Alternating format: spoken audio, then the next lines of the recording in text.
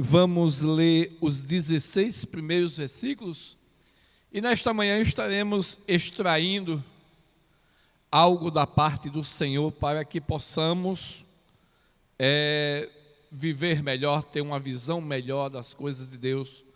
Em todos os pontos da Bíblia, o Senhor ele tem um propósito. Há algumas passagens que poucas pessoas conhecem, mas são de profundidade tremenda e a luz do Espírito Santo nos é descortinado e através da palavra nós aprendemos o que Deus ele tem projetado para cada um de nós. Infelizmente, existem muitos que estão perdidos no caminho, simplesmente por não fazer das Escrituras a sua bússola, o seu guia, e por conta disso existem tantas coisas no nosso mundo. É bem verdade que a Bíblia Sagrada fala que Deus não tem prazer, preste atenção, Deus não tem prazer na condenação de ninguém, muito pelo contrário, existe um texto que diz que Deus quer que nós nos arrependamos, olhemos para Ele, e aí sim possamos segui-lo e evitar um final terrível no qual a própria Escritura nos mostra. Não existe terceira via, não existe terceiro caminho. A verdade prática é a seguinte: ou sobe ou desce. Não existe uma terceira via de que alguém vai para um lugar e faz um ritual e acende alguma coisa e faz alguma coisa e aquela pessoa fica ali e depois é remido. Não. Se isso acontecesse, queridos, verdadeiramente Jesus tinha morrido em vão. Se realmente existisse um tal lugar assim, em que você pudesse fazer tudo que desagrada a Deus, ofendendo a sua santidade, ferindo a sua santidade, e você pudesse, ao fechar os olhos aqui na terra, você pudesse ainda ter uma chance, não precisava Jesus vir. Jesus teria feito papel de tolo na cruz. Mas a Bíblia Sagrada diz que através desse sacrifício que Ele fez, é que hoje nós podemos ter acesso direto ao trono de Deus. Você não precisa de intermediários, você precisa de Jesus. A Bíblia diz que todo ano o povo se reunia naquela grande festividade para pregar, para ouvir a voz de Deus, para trazer um sacrifício de adoração, trazer um sacrifício pela expiação do pecado. E então o sacerdote tomava e adentrava no Santo dos Santos, pois havia um véu que fazia separação. Mas quando Jesus ele foi crucificado, quando ele expirou, a Bíblia diz que o véu do templo foi rasgado de cima a baixo, ou seja, o próprio Deus ele tirou a cortina de separação. E hoje eu e você nós temos acesso direto ao trono da graça, não precisa pedir a A, não precisa pedir a B. Em Atos 4,12 diz claramente que por meio de nenhum outro nome, não existe ninguém debaixo dos céus no qual nós possamos ser salvos, a não ser pelo nome santo e precioso de Jesus. Segundo o livro dos Reis, capítulo 7, 16 versículos, está escrito: disse Elias: ouve a palavra do Senhor, assim diz o Senhor, amanhã por estas horas haverá uma medida de farinha por um ciclo e 2 medidas de cevada por um ciclo à porta de Samaria. Porém o capitão em cujo braço o rei se apoiava respondeu ao homem de Deus: ainda que o Senhor fizesse janela nos céus, poderia acontecer isso? Respondeu Elias: tu o verás com os teus olhos, porém não comerás. 4 homens leprosos estavam à entrada da porta, os quais disseram uns para os outros: para que estarmos nós aqui assentados até morramos? Se dissermos, entremos na cidade, há fome na cidade, se morramos aí, se ficarmos aqui também morreremos. Portanto, vamos-nos ao arraial sírio e nos rendamos. Se nos deixar viver, viveremos. Se nos matarem, tão somente morreremos. levantaram-se ao crepúsculo para ir ao arraial dos sírios. Chegando eles à entrada do arraial, não havia ali ninguém, pois o Senhor fizera ouvir ao arraial dos sírios um ruído de carros e de cavalos, como o ruído de um grande exército, de maneira que disseram uns aos outros: vede, o rei de Israel alugou os reis dos heteus e os reis dos egípcios para virem contra nós, para que se levantaram e fugiram ao crepúsculo e abandonaram suas tendas, seus cavalos, os seus jumentos. Deixaram o arraial como estava e fugiram para salvar sua vida. Chegando estes leprosos à entrada do arraial, entraram numa tenda, comeram, beberam, e tomando dali prata, ouro, vestes, foram e os esconderam. Voltaram, entraram em outra tenda, e dali também tomaram alguma coisa e esconderam. Então disseram uns para os outros: não fazemos bem. Este dia é dia de boas novas, e nos calemos.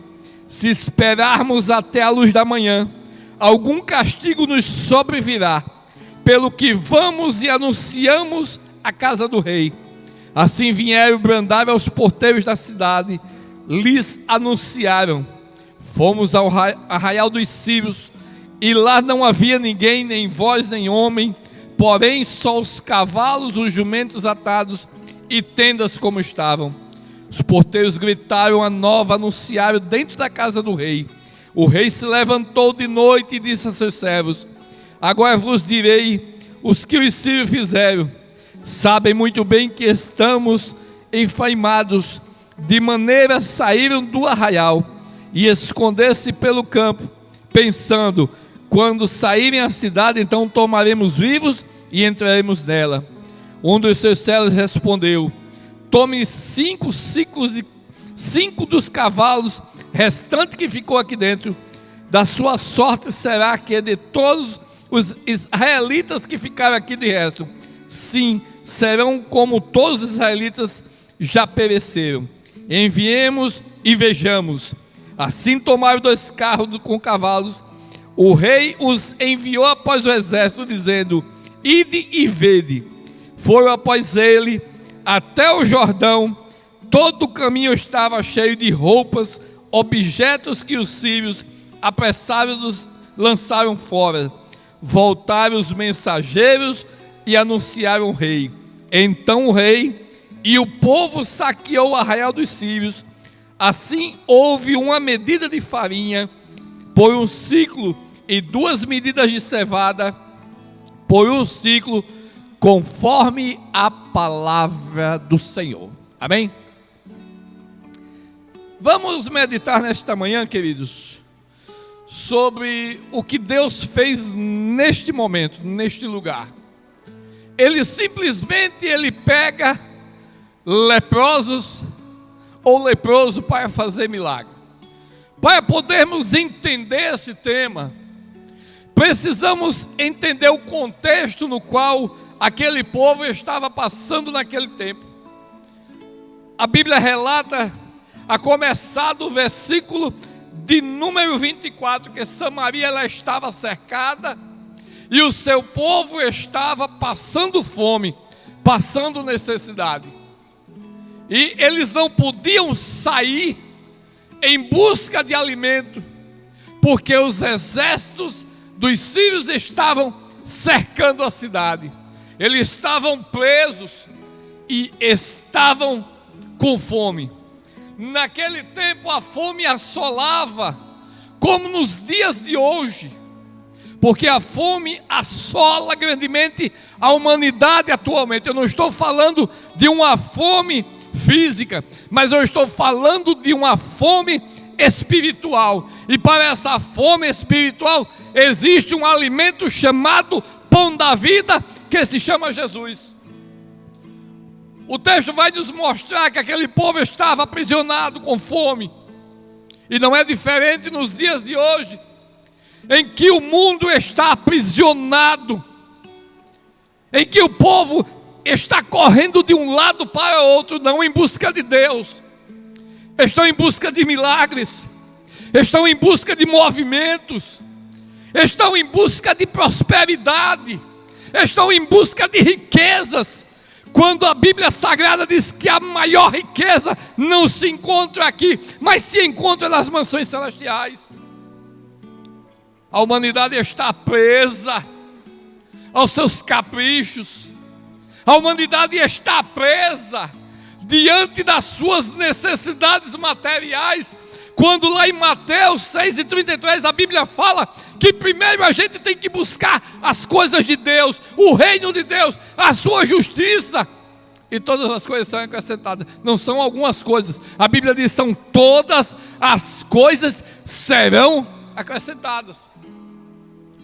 O texto começa no versículo 19: porque você anda inquieto com o que você vai comer? Porque você está inquieto com o que há de vestir? Se o Deus, Ele é Senhor, Ele é dono de todas as coisas. Senhor quer dizer dono. Então Ele é dono de todas as coisas, e Ele tem o poder de prover todas as coisas. Muitas pessoas não acreditam. É igual a esse capitão que encostava a mão no seu rei. Quando o homem de Deus proferiu a boa nova, a bênção, que havia uma solução para o problema naquele dia dos samaritanos, ele disse: será que Deus, abrindo a janela nos céus, poderá fazer acontecer? Ele não acreditava, como muitas pessoas hoje não acreditam no milagre. Muitas pessoas hoje não acreditam nas propostas de Deus. Muitas pessoas hoje não acreditam que a solução para os seus problemas vem da parte de Deus. Acredita no homem, acredita na sua posição, acredita no seu dinheiro, acredita no seu diploma, nos seus conhecimentos.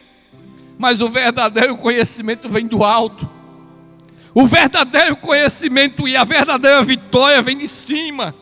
Ei, meu querido, o melhor projeto ainda é o de Deus.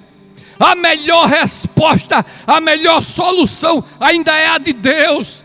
O melhor propósito sempre será de Deus. Mas o povo estava aprisionado, estava com fome. Faz lembrar agora, nesse momento, de Jó. Jó, ele tinha tudo. Ele tinha posição, ele tinha uma família abençoada, ele tinha animais, ele tinha um grande número de pessoas trabalhando. Ele era um homem, a Bíblia diz, antes dele nunca houve mais rico do que ele. Um homem próspero, abençoado.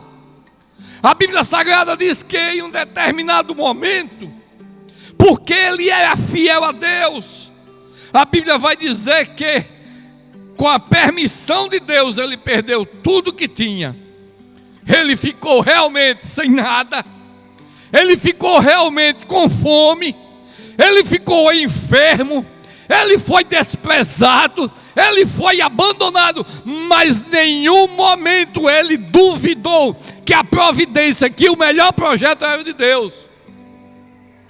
A Bíblia vai dizer no capítulo de número 42, que quando Jó orava, presta atenção, quando Jó orava pelos seus amigos, o Senhor lhe restituiu tudo quanto ele tinha perdido. Eu não sei o que você perdeu, mas eu, Itamar, tenho certeza que se você continuar acreditando na proposta e nos projetos de Deus, Ele vai restituir aquilo e vai lhe dar até o que você não tem. Porque Deus, Ele faz. Não é que nem o homem mentiroso, enganoso de coração, perverso em ações. Não. O Senhor, Ele é diferente. O Senhor, Ele não quer que você se perca. O Senhor, Ele não quer que você erre o caminho. Naqueles dias, o povo estava preso e precisando se alimentar. Hoje a multidão lá fora está presa aos seus caprichos, aos seus desejos carnais, e precisa se alimentar do pão da vida, não os restos, não as sobras que o inimigo das nossas almas dá. Queridos, o texto fala que o moço, ele tinha tudo dentro de casa. Acima de tudo, ele tinha um pai. Quando ele pediu a sua herança, em nenhum momento o pai questionou. Em nenhum momento o pai tentou mudar sua opinião. Não, assim Deus faz com você. Ele dá a oportunidade, ele deixa você com o seu livre-arbítrio, poder de escolha. Da mesma forma que você vai em um supermercado e escolhe o melhor para comer, Deus dá essa liberdade a você. Você vai escolher exatamente o que você quer para a sua vida. O que é que você quer? O que é que você deseja para a sua vida? Deus dá esse poder a você de escolher. Agora você tem o poder de escolher o que é bom para você e o que é mal também, da mesma forma. A sua colheita vai ser exatamente da forma da semente que você plantar. Você vai plantar, você vai colher exatamente aquilo que você plantou. Ei, você que me ouve nessa manhã, você que me assiste, não está satisfeito com a sua colheita? Mude o plantio, mude a semente, plante coisas boas, porque de coisas ruins, queridos, existem muitas por aí. O povo estava preso e com fome. Muitas pessoas estão presas aos vícios. Muitas pessoas estão presos, aprisionados às coisas de baixo, às correntes, e estão com fome na alma. É muito comum hoje correr de um lado para outro, galgando posição, galgando mais recursos. E infelizmente não se olha a forma como consegue, em vez de lutar. O ser humano, ele é tão perverso que ele tenta destruir o outro. Ele serve de pedra de tropeço para poder escalar o degrau, quando na verdade ele teria que dar as mãos para subir junto com o seu próximo, para poder dessa forma ser abençoado mais e mais ainda por Deus. O texto diz que eles estavam presos. O texto diz que eles estavam com fome e sem esperança. Eu não sei qual é a sua esperança neste dia, mas saiba que nessa manhã eu trago da parte de Deus uma palavra para você, que você, conforme as suas obras, conforme a sua fé, conforme a permissão de Deus, você vai ter tudo aquilo que você deseja. Agora depende de você, depende das suas ações, porque a Bíblia diz que Deus, ele não é injusto. Ele age, ele delega com justa justiça, balança fiel. O povo estava preso, estava com fome. Era preciso um milagre. É preciso um milagre na sua vida. E nessa manhã o Senhor nosso Deus, Ele tem o poder de fazer milagre na sua vida. Ele tem o poder de restaurar a tua família. Ele tem o poder de restaurar o teu casamento. Ele tem o poder de mudar a situação da tua vida e da tua família. Ele tem poder. Mas nós sabemos que para acontecer milagre, sempre existem alguns ingredientes. Por mais que nós tentamos entender o trabalhar de Deus, ninguém entende. Deus faz como quer, do jeito que Ele quer. Ele usa o que Ele quer. E nós entendemos nesse texto primeiro. O texto diz que o rei, ele estava em estado de humilhação. Para você sentir a necessidade do povo naquele tempo, a fome era tão grande. Se você continuar lendo o capítulo 16, do versículo 24 em diante, você vai encontrar que a fome estava tão terrível que as pessoas estavam se comendo, literalmente. Você vai ver aqui a narrativa de uma mulher que chama o rei e diz: olha, rei meu senhor, nós comemos meu filho ontem, nós combinamos, e hoje ela não quer cozinhar o filho dela, hoje ela não quer também repartir comigo. E a Bíblia vai dizer que o rei, ele rasga as suas vestes em humilhação, porque ele não suportava mais a situação do povo. Hoje não dá para suportar mais a situação da humanidade. A humanidade está depravada, a humanidade está indo para o buraco, e eu e você temos o poder de fazer alguma coisa para mudar esse quadro. A Bíblia diz que o rei rasgou as suas vestes. Rasgou as vestes. Quando o povo olhou, ele estava em estado de humilhação. Sabe por quê? Porque ele entendia que precisava de um milagre. E esse milagre, ele vem de Deus, ele não vem do homem. O milagre não vem do ser humano, a ajuda não vem de baixo, a ajuda que você precisa, ela vem de cima, ela vem do alto, ela vem do trono da glória. Não existe outro através da palavra.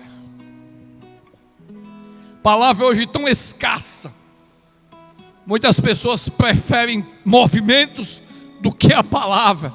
Quando nós entendemos que tudo na nossa vida começa pela palavra, quando Deus estava lá, sobre a face das águas, a Bíblia diz que através da sua palavra, Ele formou céu e terra, Ele formou os animais, Ele formou você que está me assistindo, através da sua palavra.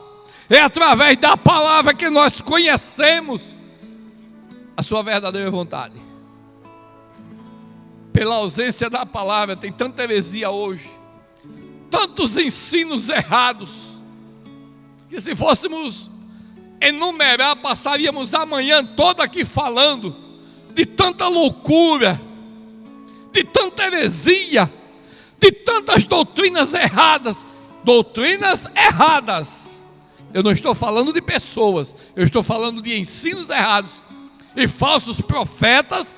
A Bíblia diz que nós devemos mostrar.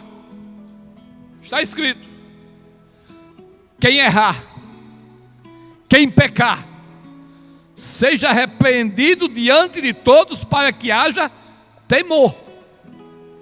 Você não pode passar a mão nas coisas erradas, porque quando você vê algo errado e passa a mão, você está sendo conivente. Se você vê alguém pecando e deixar no pecado, a alma dessa pessoa está debaixo da sua mão, você vai também para o mesmo lugar dela. Você tem que ir lá com amor, com carinho, e aconselhar. Se você consegue, a Bíblia diz que você ganha um irmão, porque o verdadeiro irmão não quer ver o outro no abismo, não quer ver o outro caindo. Às vezes é necessário levar uma pancada forte, porque não queremos abrir os olhos. Às vezes é preciso Deus dar uma chocalhada na nossa vida, para aprendermos que o caminho dele é melhor, que a proposta dele é melhor, que o socorro só vem por ele, que a ajuda vem da parte dele. O rei entendia isso. E quando o homem de Deus chega, a Bíblia vai dizer que aquele capitão, ele não acreditava. Muitas pessoas hoje não acreditam no milagre. É que nem os leprosos deles acreditavam. Eles já estavam sem esperança. Eles não acreditavam mais que podia ter uma mudança. Eles disseram: olha, vamos lá para os sírios, vamos nos render. Se chegar lá e eles nos matar, a gente morre. Se eles nos deixar viver, a gente vive. Mas estamos aqui com fome. Bateu o desespero. Aí é exatamente nesse momento que Deus age. Quando acaba, eu digo direto, a gente faz o possível, e Deus, ele faz o impossível. Quando se esgota aqui embaixo o recurso, quando esgota aqui as esperanças, aí é onde Deus entra com providência e muda a situação. Aqueles moços estavam dispostos a se render aos inimigos, crendo que poderia morrer ou poderia viver. Ele colocou na mão do inimigo as suas vidas. O que é que adianta? A gente está com fome, vai morrer mesmo. A última palavra vem de Deus. A última resposta vem do Senhor. Não importa o jeito que você está, a resposta final vem de Deus. O homem pode ter dito, vai morrer. A resposta vem do Senhor. É Ele que decide. É Ele que muda a situação, independente de você crer ou não crer, independente de você acreditar ou não acreditar. Porque existem pessoas que dizem que não acreditam em Deus, é os famosos ateus. Mas quando você que é ateu, e pega um voo para algum lugar e o avião vai cair, a primeira coisa que você chama é: meu Deus, o avião vai cair, o ateu está lá dentro. A primeira coisa que ele lembra é de Deus. Espera aí, não acreditava? Mas Ele existe, você acreditando ou não, Ele faz. Você acreditando ou não, Ele faz na vida do seu vizinho, para você aprender que Ele é Deus, Ele é Senhor, Ele manda, Ele faz como quer. Acabou-se. Com Deus não se discute, com Deus se obedece, com Deus se aceita as bênçãos, com Deus se aceita o melhor. Com Deus é bem melhor. Com Deus tem proteção. Com Deus tem solução. Com Deus tem mudança de vida. É melhor. Então ele entendeu, primeiro, que a solução é de Deus. Acabou-se. Mas o interessante que chama a atenção,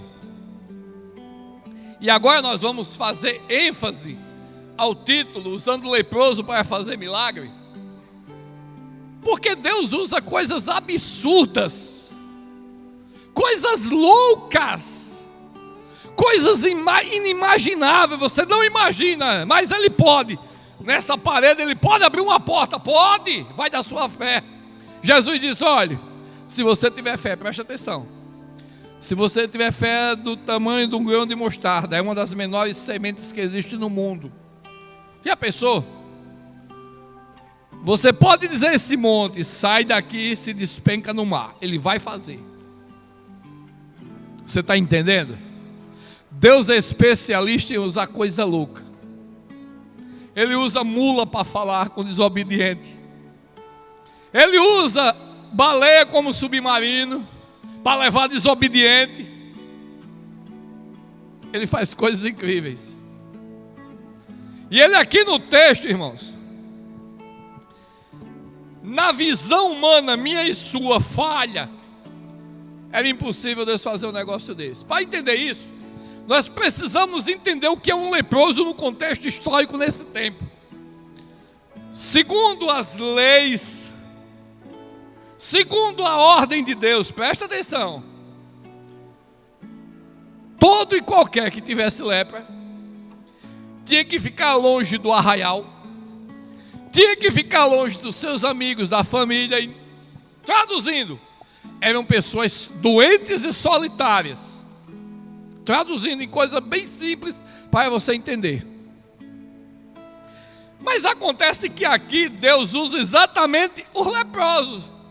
Ei, irmão Itamar, peraí, mas Deus se arrepende? Não.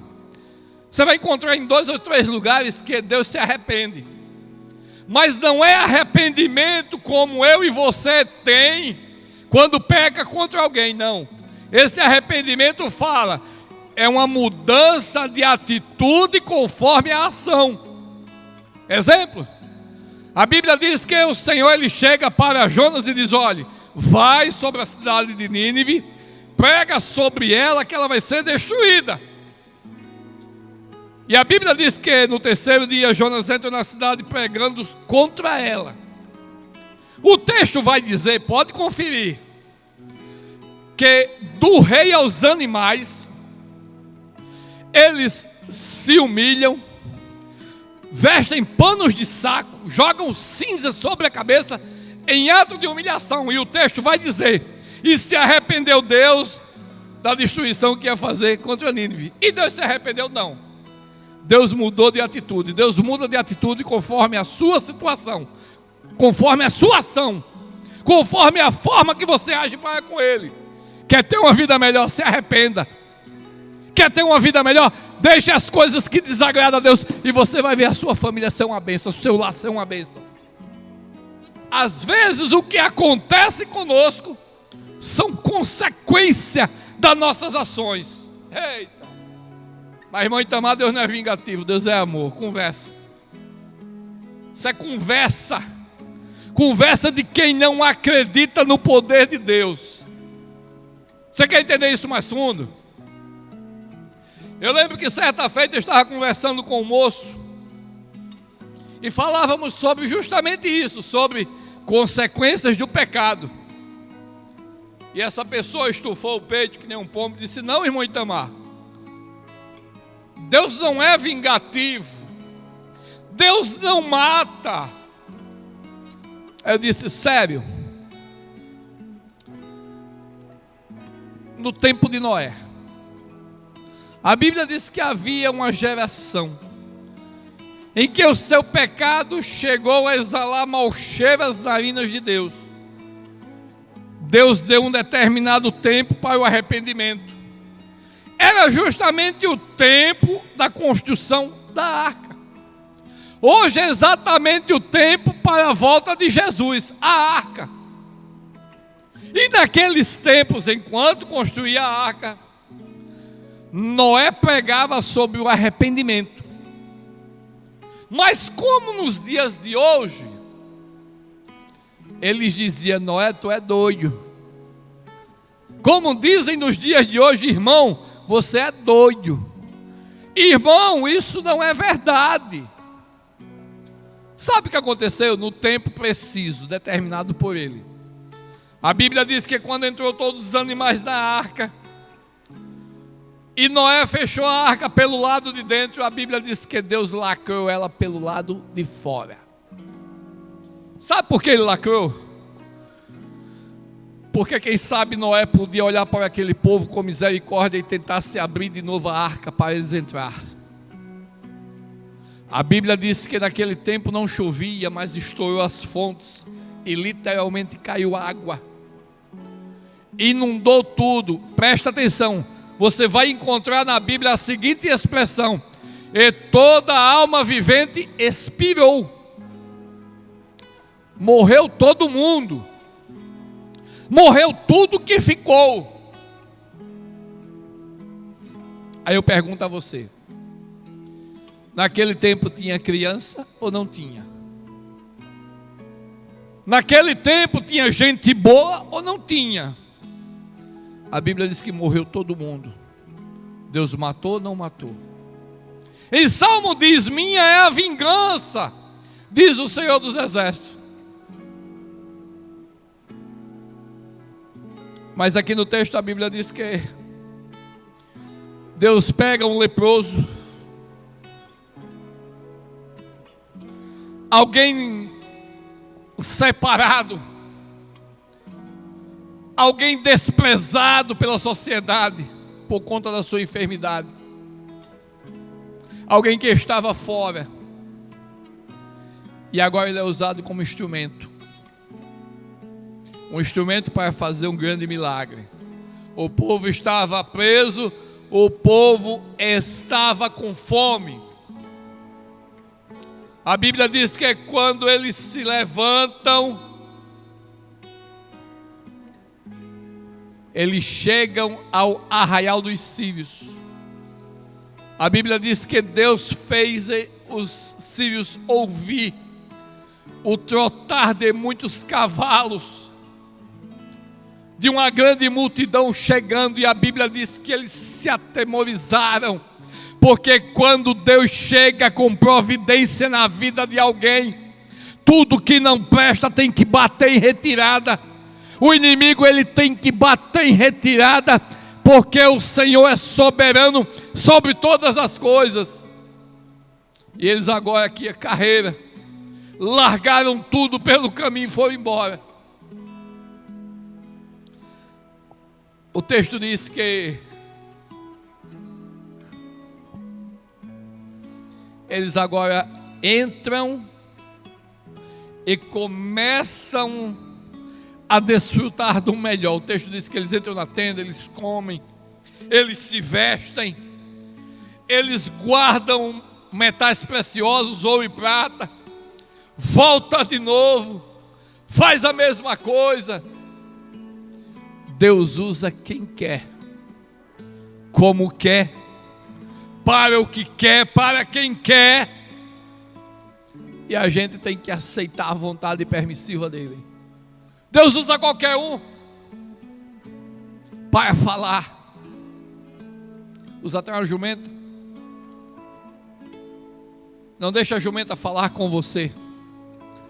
Comece a partir de hoje a ouvir a voz de Deus através das mensagens, através da palavra, porque é a palavra que tem o poder de libertar, de transformar.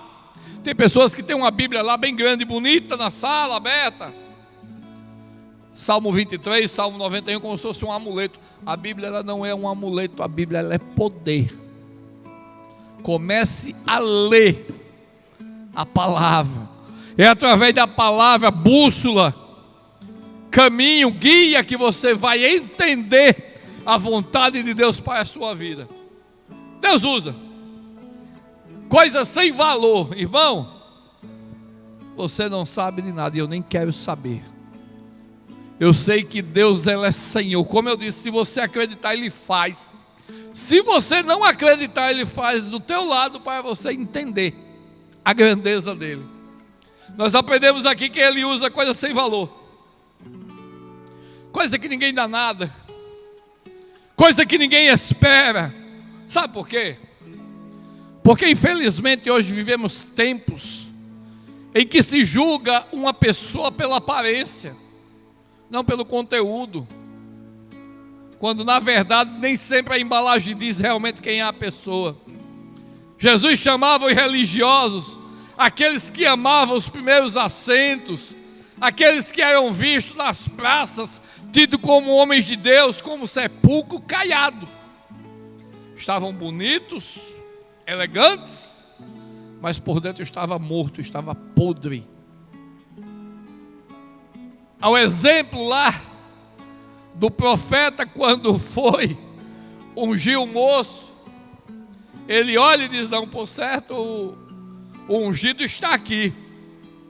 E o Senhor diz: eu não olho para a aparência, eu olho para o coração, eu olho para o interior. Você tem que aprender a olhar com o olhar de Deus. Hoje nós representamos aquilo que nos mostramos ser. Muitas pessoas ostentam posição, roupa, forma de andar, anel no dedo, mas são vazios.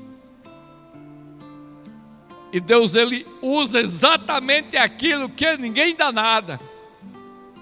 Aquele pequenininho que alguém olha assim de cima a baixo, porque hoje é assim. Hoje se olha de cima a baixo, se julga, se faz uma leitura e sai, isso aí não é nada. É exatamente nos pequenos frascos que existem grandes essências. Você que me ouve nessa manhã, que me assiste, não se importe com a sua pequenez aos olhos dos outros. Saiba que para Deus você é grande. Você pode ser um vaso de honra. Você pode ser usado. Ele usa um leproso. Ele não vai usar você para a grande obra. Ele usa uma mula para falar. Ele não vai abrir e encher a tua boca do seu espírito, da sua palavra, e você vai profetizar as nações. Vai! Porque Deus é exatamente especialista em confundir. Quando alguém pensa que não é, é. Quando alguém pensa que não vai dar certo, dá. Quando alguém diz vai acabar, Deus começa uma nova história. Assim que esse Deus maravilhoso faz nas nossas vidas. Algo que chama a atenção nessa passagem é porque Ele tira as pessoas da zona de conforto. Os leprosos estavam lá. Eles podiam ficar lá, no lugar mesmo lá, perecer. Mas eu entendo que Deus, quem sabe, toca, inquieta eles. E eles se levantam e tomam uma posição. Ele diz: olha, há fome na cidade. Se ficarmos aqui também vamos morrer. Portanto, vamos ao arraial. Eles se levantaram. Eles saíram da zona de conforto. Você está lembrado de Isaías? Capítulo de número 6. Um texto tremendo, pregado por muitos, que fala sobre a chamada de Isaías. O que chama a atenção ali é que Isaías naquele dia, ele viu a Deus. Agora, sabe o que mais chama a atenção? O versículo 1 começa dizendo: no ano que morreu o rei Uzias. O ano que morreu o primo de Isaías. O ano que morreu aquele que cuidava de Isaías. O ano que morreu aquele no qual Isaías ficava lá acomodado. Foi preciso o primo morrer. Foi preciso Deus tirar o apoio para ele se levantar e tomar uma posição. Sair do comodismo. Vamos sair do comodismo. Não é tempo de ficar em quatro paredes. O mundo está aí, Jesus está voltando. É tempo de se levantar e buscar as almas que estão perecendo, sem Deus, sem paz e sem salvação. Tem que sair do comodismo. Eu tenho que sair do comodismo. Você tem que sair do comodismo. Precisamos fazer algo. Ah, irmão Itamar, não sei fazer nada. Você tem 2 joelhos, comece a orar. Comece a interceder. Comece a pedir Deus graça. Comece a pedir Deus recurso. Comece a pedir a Deus para ser que nem esses leprosos usados. Ele saiu do comodismo. Ele saiu do estado de sono, porque o sono, a Bíblia diz, quem ama o sono empobrece. E quem ama o sono traz para si tempestade. Eita! Onde é que está escrito isso, irmão Itamar? Capítulo 1 de Jonas. Falamos dele agora há pouco. Deus dá uma ordem para Jonas. E Jonas, desobedecendo a Deus, vai lá, compra a passagem, porque Deus não banca desobediente, e parte para um lugar contrário à ordem de Deus. O texto diz que quando ele chega na embarcação, ele desce, vai para o porão e vai dormir. Enquanto ele está dormindo, lá em cima está se quebrando tudo. Enquanto você está dormindo, a tempestade está se formando. Enquanto você está dormindo, o inferno ganha terreno. Enquanto você está dormindo, as coisas más acontecem todos os dias. Aí o texto vai dizer que a tempestade ataca a embarcação. Vamos trazer para o dia de hoje. A tempestade ataca a sua família. A tempestade ataca a sua vida. Porque você está dormindo. O texto diz que eles jogam tudo para fora. O texto diz que eles se desapegam de tudo, mas a tempestade não para. Porque tinha alguém dormindo. O texto, uma coisa que eu acho lindo na Bíblia é o conteúdo, o teor. Eu me detenho em detalhes, porque é através dos detalhes que nós aprendemos e entendemos a vontade de Deus. O texto vai dizer que o capitão vai lá pessoalmente, e ele olha para Jonas e diz: o que é que tu tem dormente? Qual é o teu Deus? Quem é você? Faz alguma coisa aí para ver se teu Deus tem misericórdia de nós e cessa essa tempestade.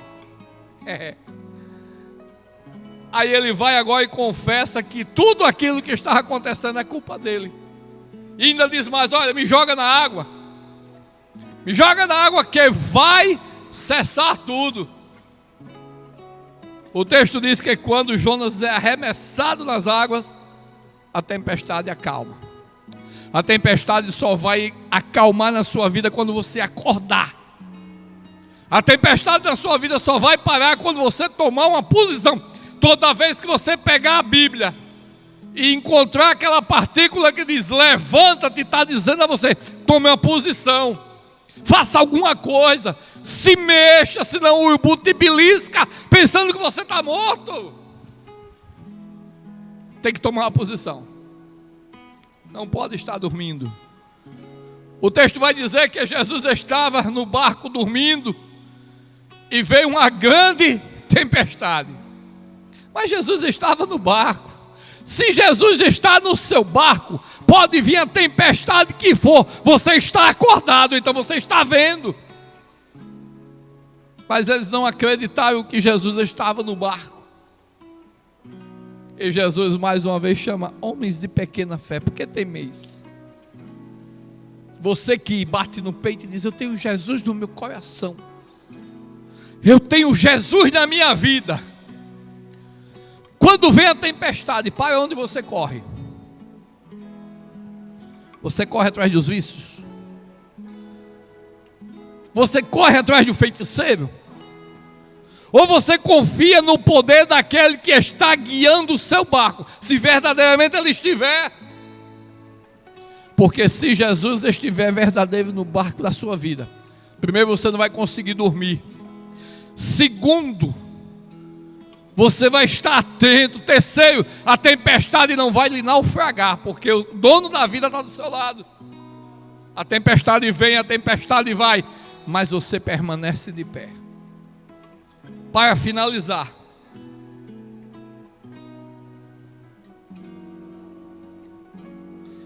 esse texto aqui, ele nos ensina algo importante que tem se faltado nos dias de hoje.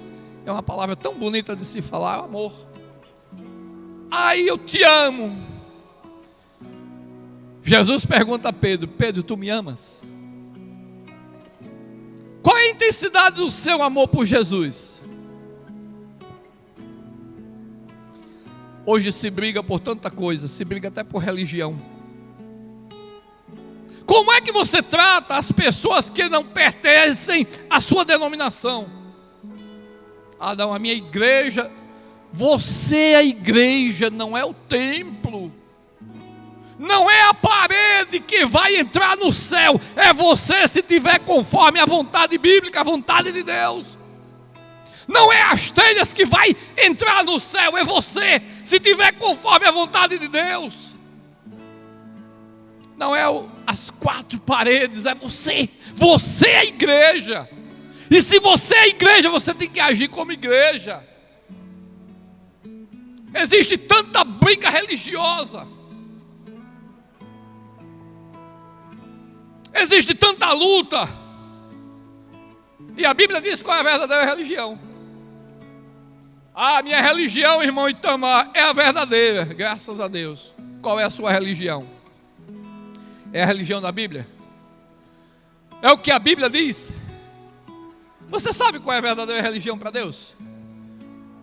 Tiago escreve lá. Se você não conhece a verdadeira religião, nessa manhã eu vou te ensinar. Se você tiver uma Bíblia em casa, se não puder ler agora, use do aplicativo do celular, ou abra para ler comigo. Tiago 1:27. A carta do apóstolo Tiago fala: a verdadeira religião para com Deus é esta: socorrer órfãos e viúvas na sua tribulação e abster-se da corrupção do mundo. Só isso. Vamos traduzir? Amar a Deus sobre todas as coisas e ao próximo como a si mesmo. Primeiro, Deus ele tem que ser o centro da sua vida, não pode ter espaço para outra coisa. Se você coloca o dinheiro na frente de Deus, o dinheiro passa a ser seu Deus. Se você coloca um líder político na sua frente acima de Deus, o líder político é seu Deus. Se você coloca um parente como algo diante de Deus, esse parente é seu Deus. Um parente, irmão, então. Jesus disse em certa feita: quem não largar pai e mãe, família por amor de mim não é digno. Não é que você vai deixar de amar, não, mas o Senhor ele tem que ser a primazia da sua vida, ele tem que ser o número 1, acima de todas as coisas. Está chovendo, mas ele é o Senhor da sua vida. Está esquentando, ele é o Senhor da sua vida. É a tempestade, está quebrando tudo, ele é o Senhor da sua vida. E amar o próximo como a si mesmo. Essa é a parte que dói mais. Eles podiam ficar, presta atenção, eles podiam ficar lá no Arraial dos Sírios, eles podiam comer do bom e do melhor, eles podiam ficar ricos, não iam ficar curados, iam continuar leprosos, mas iam ficar ricos, porque todo o despojo ficou, todo o ouro, toda a prata, as vestes, animais, ficou tudo. Mas o amor ágape, o sentimento pelo próximo falou mais alto. Você viu o que nós lemos? Ele disse: hoje é dia de boas novas. Se nós ficarmos calados, vem alguma coisa mal sobre nós. Ai, onde cai. Se nós nos calarmos, a maldição vem sobre nós. Então vamos correr, vamos entrar na nossa cidade, vamos trazer as boas novas. Hoje é dia de boas novas. Hoje é o dia que Deus escolheu para falar com você. Hoje é o dia que Deus escolheu para despertar você desse sono, para que você venha vencer, para que você venha ser uma bênção na mão de Deus. Eles disseram: não podemos ficar calados. Eu não posso ficar calado. Você está lembrado daquele moço? O texto só fala apenas uma vez com tantos detalhes. Que aquele moço lá que, quando Jesus estava com a multidão, há 3 dias, a multidão já estava desfalecendo com fome. Mas havia um moço no meio, que tinha levado o seu lanche, que estava preparado. O lanche era dele, ele podia comer sozinho. Os discípulos olharam e disseram: Senhor, 300 dinheiros de pão não é suficiente para alimentar esse povo. Despede eles para que eles vão embora e se alimentem. E o Senhor disse: não, dê voz de comer. Nessa manhã eu estou lhe dando de comer. Nesta manhã eu estou trazendo pão para alimentar a sua alma através da palavra. E eles chegam para Jesus e dizem: olha, está aqui esse moço, 5 pães e 2 peixinhos. Até nisso a gente vê a incredulidade dos discípulos que estavam todo dia com Jesus. Eles viram Jesus ressuscitar. Ele viu Jesus libertar demônios, pessoas possessas. Eles viram Jesus ressuscitar a filha de Lázaro, curar a mulher do fluxo de sangue. Eles viram tanto milagre. E ele pergunta: o que é isso para tantos? Sabe qual é o segredo? O segredo é você vai pegar o seu pouquinho, a sua pequena fé, vai depositar nesse momento nas mãos de Jesus, e você vai ver os milagres que Ele vai operar na sua vida. Confiança. Você diz: tenho Jesus no coração, a hora é agora de provar isso. Coloca o seu pequeno, o seu quase nada, e veja o milagre acontecer. 5 pães e 2 peixinhos, era nada para uma multidão de mais de 5.000 pessoas. Mas sabe o que aconteceu? Eles colocaram justamente nas mãos da pessoa certa. que tem o poder de fazer milagre, tem poder de multiplicar.